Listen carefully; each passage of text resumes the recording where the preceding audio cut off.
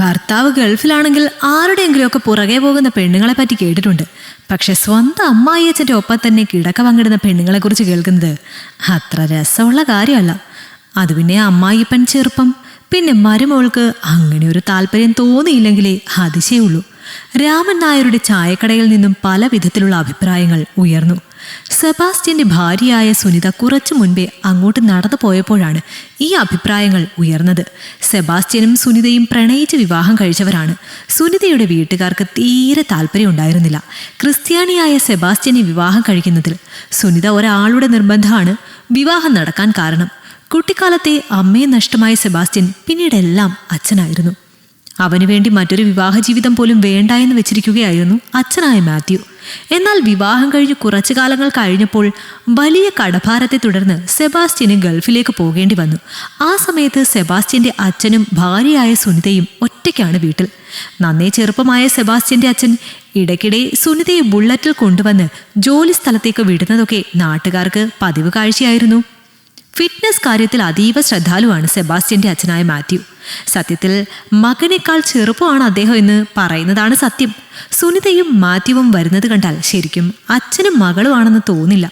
അതുകൊണ്ട് തന്നെ നാട്ടുകാർക്കിടയിൽ ഇരുവരെയും കുറിച്ച് ഇത്തരത്തിലുള്ള ഒരു സംസാരം നിലനിൽക്കുന്നുണ്ട്. ഇത് പലരും വഴി സെബാസ്റ്റ്യന്റെ ചെവിയിലും എത്തിയിട്ടുണ്ട്. അങ്ങനെ ഇരിക്കെ ഗൾഫിലെ ജോലി ഉപേക്ഷിച്ച് സെബാസ്റ്റ്യൻ നാട്ടിൽ വന്നു. അതോടെ ചർച്ച മുറുകുകയാണ് ചെയ്തത്. ഒരിക്കൽ രാമൻ നായരുടെ കടയിലേക്ക് എത്തിയ സെബാസ്റ്റ്യനോട് നാട്ടുകാരിൽ ഒരുവൻ ചോദിച്ചത് ഇങ്ങനെയാണ്: എന്താ സെബാസ്റ്റ്യ, അച്ഛനും മകനും ഒരേ പാത്രത്തിൽ നിന്ന് തന്നെ കഴിക്കുന്നത് ശരിയായ രീതിയാണോ? നിന്റെ കെട്ടിയോളെ നിന്റെ അപ്പം വെച്ചുകൊണ്ടിരിക്കുകയാണെന്നാണല്ലോ നാട്ടുകാരൊക്കെ പറയുന്നത്. അതാണോ നീ അവിടുത്തെ നല്ല ജോലിയൊക്കെ ഉപേക്ഷിച്ച് പോകുന്നത്? പിന്നെ രണ്ടുപേരെയും കുറ്റം പറയാൻ പറ്റത്തില്ല കേട്ടോ. നിന്റെ ഭാര്യയാണെങ്കിൽ ചെറുപ്പം, അമ്മായി അച്ഛനാണെങ്കിൽ ശരീരവും നോക്കി വളരെ ചെറുപ്പമായി നടക്കുന്നു. രണ്ടുപേരും ഒറ്റയ്ക്ക്. അങ്ങനെ ഒരു സാഹചര്യത്തിൽ ആർക്കും പറ്റിപ്പോകുന്ന തെറ്റ് അതേ അവർക്കും പറ്റിയുള്ളൂ. അവരെ അതിൻ്റെ പേരിൽ കുറ്റമൊന്നും പറയേണ്ട കാര്യമൊന്നുമില്ല. നീ ഒരു കാര്യം ചെയ്, നിന്റെ അപ്പനെ പിടിച്ച് കെട്ടിക്ക്. ഇല്ലെങ്കിൽ പിന്നെ നാട്ടുകാരിങ്ങനെ പറഞ്ഞുകൊണ്ടേയിരിക്കും. അയാൾ അത് പറഞ്ഞു തീരുന്നതിന് മുൻപേ തന്നെ ചെകിട് പൊട്ടുന്ന ഒരടിയായിരുന്നു സെബാസ്റ്റ്യൻ കൊടുത്തത്. പെട്ടെന്ന് ചായക്കടയിലെ എല്ലാവരും ഭയത്തിൽ എഴുന്നേറ്റ് നിന്നു. ഭാ, എൻ്റെ അപ്പന് പെണ്ണ് കെട്ടിക്കാൻ താനാരടാ? എൻ്റെ അപ്പനെ എനിക്ക് നന്നായി അറിയാം, എൻ്റെ കെട്ടിയോളെ. പിന്നെ ഈ നാട്ടുകാർ തെണ്ടികൾ പറയുന്നത് എനിക്ക് കേൾക്കേണ്ട കാര്യമില്ല. ഞാനേ ഗൾഫിലെ ജോലി ഉപേക്ഷിച്ച് വന്നത് എൻ്റെ കടങ്ങൾ തീർന്നത് കൊണ്ടാണ്. എല്ലാ കാലവും അവിടെ കിടക്കാൻ വേണ്ടിയല്ല ഞാൻ പോയത്. പിന്നെ എൻ്റെ അപ്പൻ ഒരു കല്യാണത്തിന് ആഗ്രഹിക്കുന്നുണ്ടായിരുന്നുവെങ്കിൽ അത് നേരത്തെ ചെയ്തേനെ. അന്ന് അതിനു മുതിരാതെ മകൻ കല്യാണം കഴിച്ചു കൊണ്ടുവന്ന പെൺകുട്ടിയെ പ്രണയത്തോടെയും കാമത്തോടെയും നോക്കാൻ മാത്രം വൃത്തികെട്ടവനല്ല എൻ്റെ അപ്പൻ.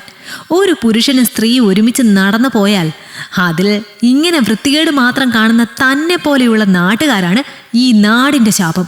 നിന്റെയൊക്കെ ഇങ്ങനെയുള്ള കഥകൾ അറിഞ്ഞുകൊണ്ട് തന്നെയാ ഞാൻ ഗൾഫിൽ നിന്ന് വന്നത്. എന്നോട് ആരെങ്കിലും ഇത് പറയുകയാണെങ്കിൽ ഇത് തന്നെ മറുപടി കൊടുക്കണമെന്ന് നേരത്തെ തീരുമാനിച്ചതായിരുന്നു.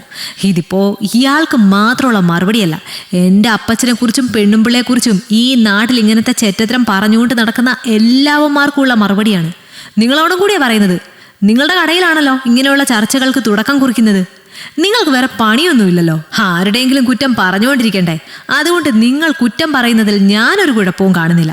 പക്ഷെ പറയുമ്പോൾ ഇങ്ങനെയുള്ള ചില ഉപഹാരങ്ങൾ തിരിച്ചു കിട്ടുമെന്ന് കൂടി മനസ്സിലാക്കണം. അതും കൂടി സഹിക്കാനുള്ള മനസ്സ് വേണം. ഇല്ലെന്നുണ്ടെങ്കിൽ അത് ബുദ്ധിമുട്ടാകും. മനസ്സിലായോ? ഇനി ആർക്കെങ്കിലും എന്തെങ്കിലും സംശയങ്ങളുണ്ടോ?